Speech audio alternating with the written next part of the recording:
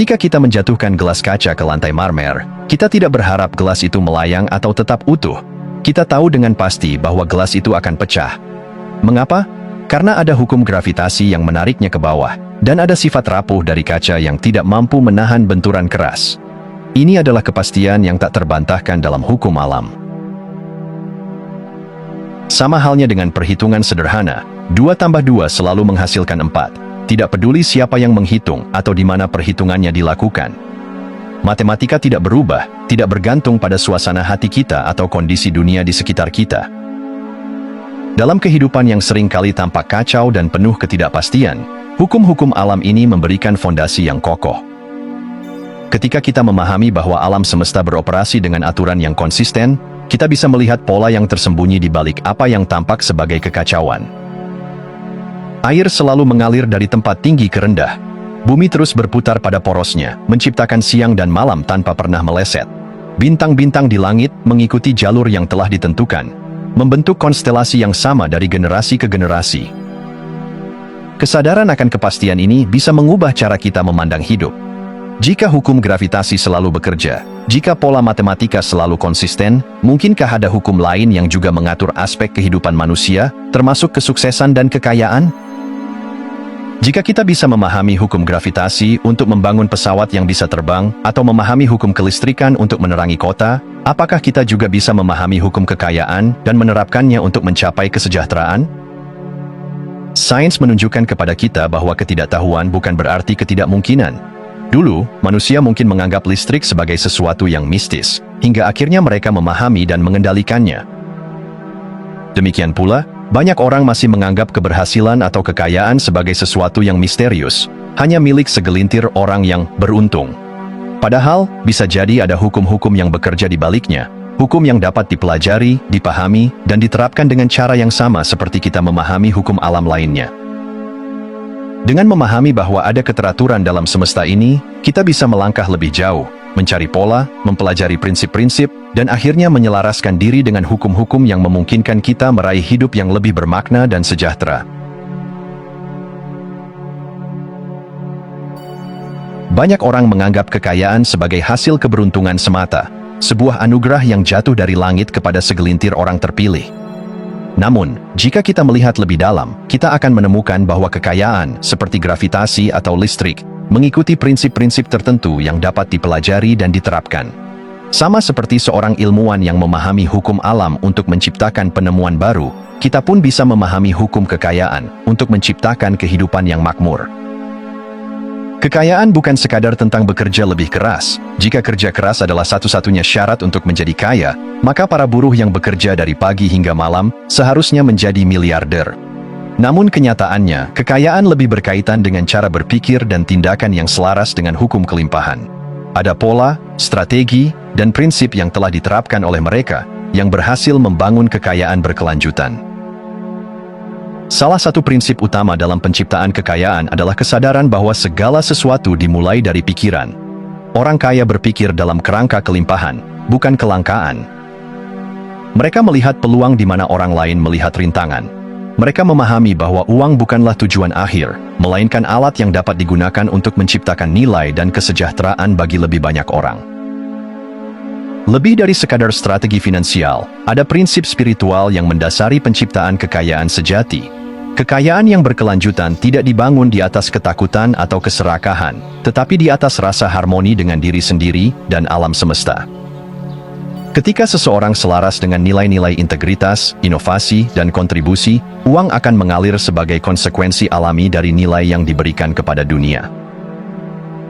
Orang-orang yang benar-benar kaya memahami bahwa uang hanyalah cerminan dari nilai yang mereka ciptakan. Mereka tidak mengejar uang untuk sekadar menumpuknya, melainkan untuk menggunakannya sebagai alat untuk mencapai tujuan yang lebih besar, kebebasan, kesejahteraan, dan dampak positif bagi sesama.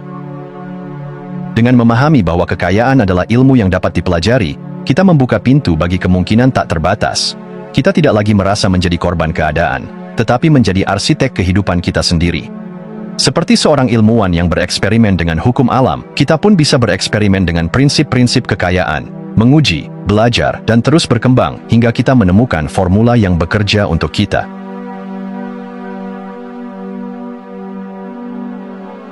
Bayangkan seorang pelaut yang mengarungi lautan tanpa kompas atau peta. Ia bisa saja berlayar dengan angin yang kencang dan ombak yang ganas, tetapi tanpa arah yang jelas, ia hanya akan terombang-ambing tanpa tujuan. Begitu pula dengan kehidupan. Tanpa visi yang jelas, kita hanya bergerak tanpa arah, terbawa arus keadaan, tanpa pernah benar-benar mencapai pelabuhan impian kita. Visi adalah cahaya yang membimbing langkah kita, kompas yang menjaga kita tetap pada jalur yang benar, bahkan ketika badai datang menghadang. Tanpa visi, kita mudah terjebak dalam rutinitas tanpa makna, teralihkan oleh gangguan, dan kehilangan semangat di tengah jalan. Namun, dengan visi yang kuat, bahkan rintangan yang paling sulit pun menjadi batu loncatan menuju kesuksesan. Sebelum melangkah, kita perlu mendefinisikan apa arti kaya bagi diri kita sendiri. Bagi sebagian orang, kekayaan berarti memiliki rumah mewah dan rekening bank yang melimpah. Bagi yang lain, kekayaan adalah kebebasan untuk melakukan apa yang dicintai tanpa terikat oleh kewajiban finansial. Tidak ada definisi yang benar atau salah, tetapi yang terpenting adalah kejelasan. Jika kita tidak tahu apa yang kita cari, bagaimana mungkin kita menemukannya? Visi yang jelas bukan hanya membantu kita menentukan tujuan, tetapi juga memberi kita kekuatan untuk bertahan dalam menghadapi tantangan. Bayangkan seorang pengusaha yang memulai bisnis dengan penuh semangat, tetapi kemudian menghadapi kegagalan, kritik, dan kesulitan modal. Tanpa visi yang kuat, ia mungkin menyerah dan kembali ke zona nyaman. Tetapi jika ia memiliki gambaran yang jelas tentang kesuksesan yang ingin ia capai, kegagalan hanya menjadi sebuah rintangan kecil dalam perjalanan panjangnya. Kunci dari visi yang efektif adalah emosi yang menyertainya. Kita tidak hanya membayangkan kehidupan ideal kita secara logis, tetapi juga merasakannya dengan segenap hati. Ketika visi kita begitu nyata dalam pikiran dan perasaan, alam bawah sadar kita mulai bekerja untuk menjadikannya kenyataan. Hidup tanpa visi seperti berlayar tanpa tujuan, kita mungkin bergerak, tetapi tidak akan pernah benar-benar sampai. Dengan visi yang jelas dan kepercayaan yang kuat, kita tidak hanya menjadi penumpang dalam hidup, tetapi menjadi kapten yang menentukan arah perjalanan kita sendiri. Segala sesuatu yang ada di dunia ini, sebelum menjadi kenyataan, pertama-tama lahir sebagai sebuah gagasan dalam pikiran. Gedung-gedung pencakar langit, teknologi canggih, hingga perubahan besar dalam sejarah manusia, semuanya berawal dari satu ide yang berkembang menjadi realitas. Pikiran bukan sekadar aliran kata dan gambar yang muncul di kepala kita, ia adalah kekuatan penciptaan yang luar biasa. Nikola Tesla, sang jenius di bidang listrik, tidak hanya melihat dunia seperti orang lain. Ia membayangkan, merancang, dan menguji eksperimennya dalam pikirannya sebelum membangun apapun di dunia nyata. Ini adalah bukti bahwa dunia batin kita adalah tempat pertama di mana penciptaan terjadi. Jika kita ingin mengubah hidup, kita harus mulai dari tempat yang paling mendasar, pikiran kita sendiri. Pikiran kita bergetar pada frekuensi tertentu, dan setiap getaran itu menarik realitas yang sesuai dengannya. Jika kita selalu berpikir tentang kegagalan, kekurangan, dan ketidakberdayaan, maka dunia di sekitar kita akan mencerminkan keyakinan itu. Sebaliknya, ketika kita melatih pikiran untuk fokus pada pertumbuhan, kelimpahan, dan kemungkinan tak terbatas, kita mulai menarik peluang yang sebelumnya tampak tidak terlihat. Hukum tarik-menarik bukan sekadar konsep spiritual tanpa dasar. Ia bekerja selaras dengan bagaimana otak kita memproses informasi. Pikiran yang dipenuhi dengan keyakinan positif akan mulai mencari bukti dari dunia luar yang mendukung keyakinan itu. Ini seperti saat kita ingin membeli mobil tertentu. Tiba-tiba kita mulai melihat mobil itu di mana-mana. Padahal sebelumnya, mobil tersebut sudah ada di jalanan, tetapi karena fokus kita belum terarah, otak kita tidak menyadarinya. Maka, jika kita ingin menciptakan kehidupan yang lebih baik, kita harus memulainya dengan menciptakan gambaran yang jelas dalam pikiran kita. Apa yang benar-benar kita inginkan? Bagaimana rasanya ketika kita mencapainya? Kita harus berpikir, merasakan, dan meyakininya seolah-olah sudah menjadi kenyataan. Kehidupan bukan hanya tentang apa yang terjadi pada kita, tetapi tentang bagaimana kita menciptakan dan menanggapi realitas. Ketika kita memahami bahwa segala sesuatu berawal dari pikiran, kita menyadari bahwa kita bukan korban keadaan, melainkan arsitek kehidupan kita sendiri. Pikiran manusia adalah keajaiban yang belum sepenuhnya dipahami. Di dalamnya, ada sebuah mekanisme luar biasa yang bekerja tanpa kita sadari, sistem aktivasi retikular atau RAS. Ras adalah filter yang menentukan informasi mana yang layak mendapat perhatian dan mana yang harus diabaikan. Setiap hari, kita dibanjiri jutaan informasi dari lingkungan sekitar. Tanpa ras, otak kita akan kewalahan memproses semuanya. Namun, yang lebih menarik adalah, ras tidak bekerja secara acak. Ia diprogram oleh apa yang kita anggap penting. Pernahkah Anda ingin membeli mobil dengan model tertentu, lalu tiba-tiba mobil itu terasa ada di mana-mana? Atau saat Anda mempelajari kata baru, kata itu muncul berulang kali di buku, percakapan, dan media sosial? Ini bukan kebetulan, ini adalah kerja ras. Sekarang, bayangkan jika kita mengarahkan fokus ras pada kekayaan dan peluang.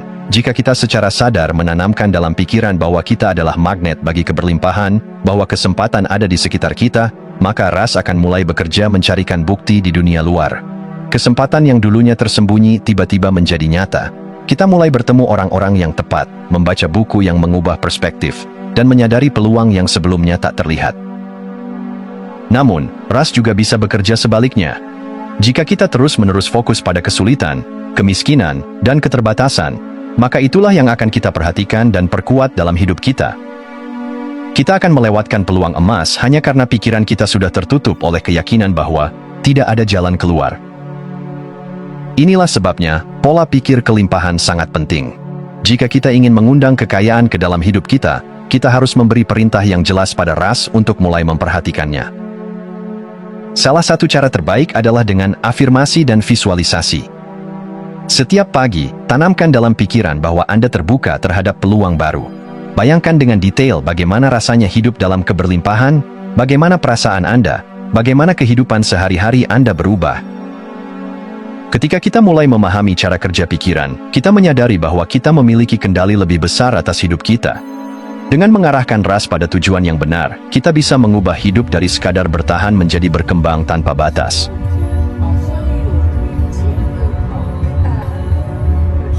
Banyak orang terjebak dalam dua ekstrim dalam mengejar kekayaan. Sebagian hanya mengandalkan kerja keras tanpa memahami aspek spiritual, sehingga mereka terus berjuang tetapi tetap merasa kosong dan lelah. Sementara itu, sebagian lainnya hanya fokus pada spiritualitas, berharap kekayaan datang dengan sendirinya tanpa tindakan nyata. Keseimbangan antara keduanya adalah kunci sejati menuju keberlimpahan. Kerja spiritual adalah fondasi yang membentuk pola pikir dan energi kita. Ini mencakup keyakinan, niat, dan keselarasan batin dengan kelimpahan.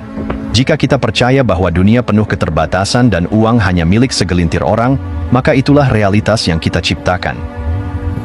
Sebaliknya, jika kita memahami bahwa kekayaan adalah aliran energi yang terus bergerak, maka kita akan lebih mudah membuka diri terhadap peluang yang datang. Namun, kerja spiritual saja tidak cukup. Tindakan fisik tetap diperlukan. Pikiran yang positif dan afirmasi yang kuat tidak akan menghasilkan apapun tanpa langkah nyata. Alam semesta tidak bisa membantu kita jika kita tidak mau bergerak. Disinilah konsep tindakan yang terinspirasi menjadi penting. Tindakan yang terinspirasi bukan sekadar bekerja keras, tetapi bekerja dengan arah yang benar. Ini adalah langkah-langkah yang diambil dari intuisi yang jernih dan visi yang kuat. Seseorang yang terhubung dengan energi kelimpahan akan lebih mudah mengenali jalan yang tepat, peluang bisnis, proyek yang selaras dengan tujuan, atau keputusan finansial yang bijak. Memberikan nilai kepada pasar juga merupakan bagian penting dari keseimbangan ini. Kekayaan sejati datang ketika kita memberi sesuatu yang bermanfaat bagi orang lain. Uang bukan sekadar alat tukar, ia adalah simbol dari nilai yang kita berikan. Semakin banyak masalah yang kita pecahkan untuk orang lain, semakin besar kelimpahan yang akan datang. Jadi, jalan menuju kekayaan bukan hanya tentang bekerja tanpa henti atau sekadar bermeditasi dan berharap keajaiban terjadi.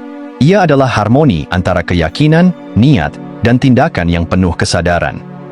Ketika kita menggabungkan kerja spiritual dengan kerja fisik, kita tidak hanya memperoleh kekayaan, tetapi juga kebahagiaan, kepuasan, dan kehidupan yang bermakna. Di dalam diri setiap manusia, terdapat kekuatan luar biasa yang mampu menciptakan realitas. Namun, hanya sedikit yang menyadari bahwa pikiran kita bukan sekadar alat untuk merenung, tetapi juga untuk membentuk dunia yang kita inginkan. Visualisasi dan meditasi adalah jembatan antara pikiran dan kenyataan, antara impian dan manifestasi. Meditasi adalah seni menenangkan pikiran dan membuka ruang bagi kesadaran sejati. Dalam kesunyian, kita bisa mendengar suara batin yang selama ini tertutup oleh hiruk-pikuk dunia. Banyak orang hidup dengan keyakinan yang membatasi tanpa menyadarinya. Mereka ingin kaya, tetapi dalam hati kecilnya, mereka merasa tidak layak. Mereka ingin sukses, tetapi takut menghadapi kegagalan.